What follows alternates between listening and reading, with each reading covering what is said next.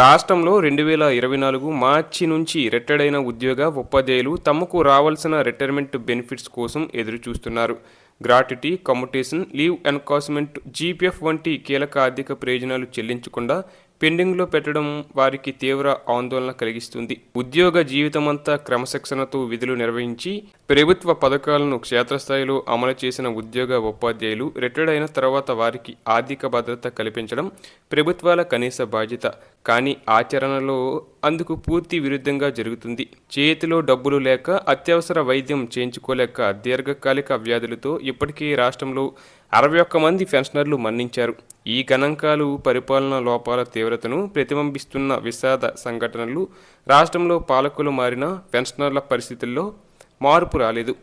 గత బీఆర్ఎస్ ప్రభుత్వం నుంచి వారసత్వంగా వచ్చిన సమస్యలు కొత్త ప్రభుత్వంలో సైతం అలాగే కొనసాగుతున్నాయి. ఇక రిటైర్మెంట్ బెనిఫిట్స్ అనేవి ప్రభుత్వ దయాదాక్షిణ్యాలతో ఇచ్చేవి కావు. అవి ఉద్యోగి తన సర్వీసులో అందించిన సేవలకు ప్రతిఫలంగా సంపాదించిన హక్కులు. వాటిని సమయానికి చెల్లించకపోవడం అంటే వారి హక్కులను కాలరాయడమే. ప్రభుత్వానికి ఆర్థిక ఇబ్బందులు ఉన్నది వాస్తవమే. ఇతర ఖర్చులను తగ్గించైనా ముందుగా పెన్షనర్లకు చెల్లించాలి. ఇతర పథకాలకు ఎప్పటికప్పుడు నిధులు సర్దుబాటు చేస్తున్న ప్రభుత్వం పెన్షనర్లకు మాత్రం డబ్బులు లేవనడం సమర్థనీయం కాదని వారు వాపోతున్నారు. రిటైర్ అయిన తర్వాత ఉద్యోగులు పూర్తిగా పెన్షనరీ బెనిఫిట్స్ పైనే ఆధారపడతారు. రిటైర్మెంట్ బెనిఫిట్స్ చెల్లింపుల్లో జరుగుతున్న విపరీత జాప్యం వల్ల పెన్షనర్లు మానసిక ఒత్తిడికి గురవుతున్నారు. ఇది వారి ఆరోగ్యంపై కూడా ప్రతికూల ప్రభావం చూపుతుంది.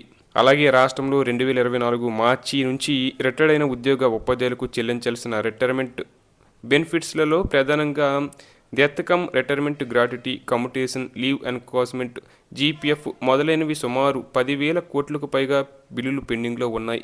ప్రభుత్వం గత జూన్ నెల నుంచి ప్రతి నెల 700 కోట్లను మాత్రమే విడుదల చేస్తుంది.